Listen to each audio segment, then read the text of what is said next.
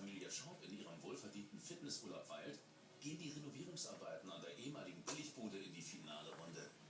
18 vom Scheitel bis zur Sohle motivierte Spezialisten treten an, um in den nächsten 7 Tagen aus dem vorbereiteten Rohbau eine charmante Wohnlandschaft zu zaubern. Moin, moin. Moin. Na, ihr seid ja hochmotiviert, was? Im Stechschritt, so gefällt ihr mir. Und das ist auch ganz richtig so. In dem Haus, um das wir uns heute kümmern, hat 3 Jahre lang absoluter Stillstand geherrscht. Ihr seid hier, um das heute zu